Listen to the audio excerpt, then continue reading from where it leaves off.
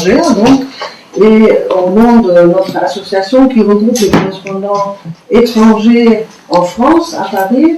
Donc, je vous souhaite la bienvenue au docteur Marcel Guitokoulou, qui est donc opposant, comme vous voulez.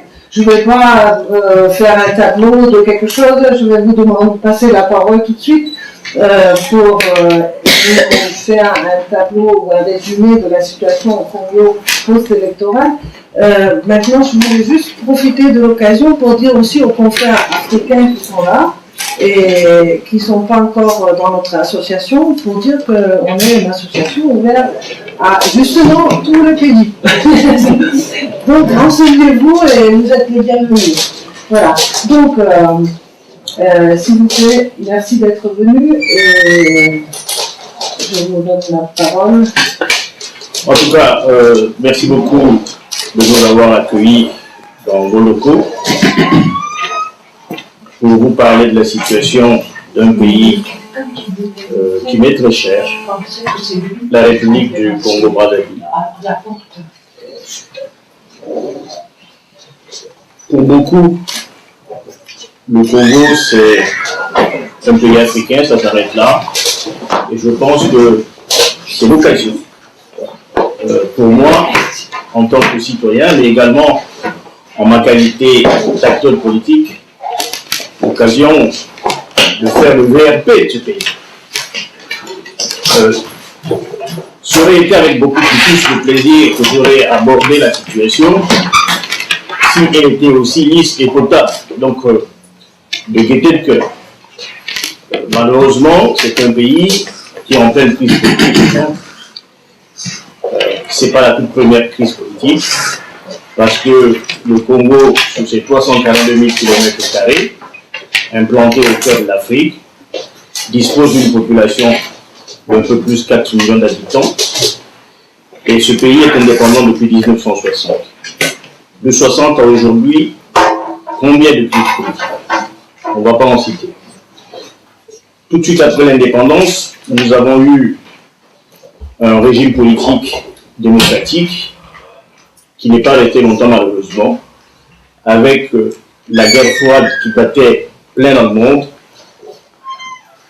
Le Congo a vite été récupéré dans le cadre de ce conflit de la guerre froide par le camp communiste, et depuis le pays est devenu un pays communiste jusqu'en 1997, moment à partir duquel le peuple congolais, profitant du vent qui soufflait en Afrique en matière de conférences nationales pour aller à la reconquête des libertés et donc de la démocratie, a fini par organiser un régime transitoire à la tête duquel se retrouvait M. André Mulongo, qui a organisé les premières élections libres et crédibles dans ce pays, qui ont permis au Congo de connaître enfin un pouvoir démocratique. Malheureusement, ça n'a pas duré longtemps. 5 ans après, M. Sassou Nguesso, qui était l'ancien président qui avait été démis par la clairvoyance populaire au travers de la conférence nationale souveraine, est revenu aux affaires par le biais d'un coup de force. Ça, il faut le dire. Et cette guerre civile a propulsé le Congo sur la scène internationale, mais sur le mauvais côté. Des scènes d'horreur qui, pour nous, qui étions encore enfants lorsque le Congo accédait à l'indépendance, étaient un véritable coup de massue pour un pays que nous connaissions toujours pacifique. C'est une population qui a toujours été adulée en Afrique pour son esprit chrétien. Donc, un esprit de paix. Cette guerre de 1997 a conduit le pays au bord de l'éclatement. Il a fallu que les compatriotes, les responsables politiques, la société civile puissent se mobiliser de façon à rapiécer l'étoffe qui est en train de se déchirer. Et parmi ceux des acteurs qui ont contribué à l'établissement de cette paix dans le pays, il y a le modeste Guitokoulou qui est en face de vous. Avec pas mal de compatriotes, nous avons pris des choses à cœur, d'aller voir les différents acteurs de la crise politique, les protagonistes du conflit, de la guerre de 97, pour les amener progressivement autour d'une table qu'on appelait le dialogue national sans exclusif, de façon à mettre fin au conflit et reconstruire le pays comme il se devait, en faisant appel à l'ensemble des énergies du Congo. Malheureusement, cette guerre s'est déroulée en plusieurs épisodes. Le dernier épisode, c'était l'épisode de la guerre du Poul. Le Poul est une région, une province, un département, selon, dans le sud du pays, à 75 km de Brazzaville, se trouve son chef-lieu, Kinkala. Et dans cette région, dans cette province ou département, se trouvait le révérend pasteur Toumi, qui s'opposait de façon armée au pouvoir de M. Sassou Nguesso. Et là également, encore une fois, le docteur Dipoukoulou, présent devant vous, avec pas mal de compatriotes qui l'ont accompagné dans ce combat, est entré en négociation, en dialogue avec les différentes parties pour faire asseoir la paix. Cette contribution personnelle dans ce qui est devenu aujourd'hui la paix dans le département du Poul est le fait de l'amour assumé pour un pays qui m'a tout donné, pour un pays qui a fait de moi ce que je suis devenu. Même si expatrié, je ne peux pas me permettre de dire je gagne mon pain et ça s'arrête là, les autres n'ont qu'à faire ce qu'ils peuvent. Bien au contraire, tout le travail qui est abattu, c'est pour aider le pays à aller de l'avant.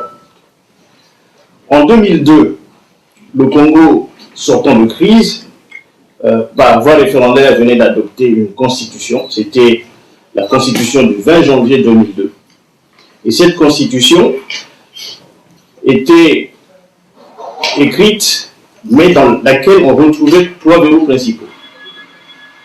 Ceux qui ont participé à l'élaboration de ce projet constitutionnel avaient pensé qu'après la guerre, il fallait que le pays, enfin, puisse entamer un parcours de développement sans retour en arrière. Et c'est pour ça que j'avais pensé à verrouiller la Constitution. Il y avait trois articles, 57, 58 et 185, qui n'autorisaient plus au président de la République de pouvoir briguer un second mandat. Malheureusement, comme on le dit en Afrique, on a beau plonger dans un fleuve, un tronc d'arbre, quel que soit le temps qu'il passera dans le fleuve, il se transformera jamais du tout en caillou. Ça veut dire quoi? Ça veut dire simplement que, à beau chasser les mauvaises habitudes, malheureusement elles ont la tête dure, elles reviennent toujours au galop. Elles reviennent au galop parce que, à la fin de son deuxième mandat, M. Sassou Nguesso, qui présidait aux destinées du pays, a décidé d'aller vers un changement constitutionnel. Donc, encore une fois de plus, passer outre la volonté populaire pour s'imposer au pays tout entier. Dans son discours à la nation du 22 septembre, il a donc lancé le point de départ de son coup d'État constitutionnel. Donc, nous sommes encore une fois de plus dans le coup d'État permanent pour dire je vais changer la Constitution, je vais demander à la population de pouvoir s'exprimer. Mais tout le monde savait que le résultat était connu d'avance. Malgré la très forte opposition des citoyens. Ça, il faut le souligner, parce que depuis cette date-là, on ne peut plus dire au Congo, les citoyens ne s'intéressent pas de leur avenir, puisqu'ils l'ont démontré avec ferveur, en répondant massivement aux appels des leaders politiques de l'opposition que nous sommes, de façon à barrer la route à ce changement constitutionnel. Il y a eu deux phases essentielles dans cette démarche. La phase du premier meeting qui s'est passé le 27 septembre au boulevard Alfred Raoul à Brazzaville, et puis la phase du 20 octobre à Pointe-Noire. Pendant ces deux phases, les Congolais, qui ne cessent de requérir des gouvernants, une redistribution des richesses, de façon à alléger le poids social qui pèse sur eux. On trouvait donc l'occasion de dire non, trop c'est trop, ça suffit. Malheureusement, comme on le sait, que lorsque la dictature s'imprime dans un pays, malheureusement, elle a du mal à partir si seulement si, et c'est ce que nous attendons, la communauté internationale ne s'érige pas elle-même, comme il y a eu une jurisprudence en matière humanitaire, pour dire enfin peut-être qu'il faut une jurisprudence sous le plan démocratique.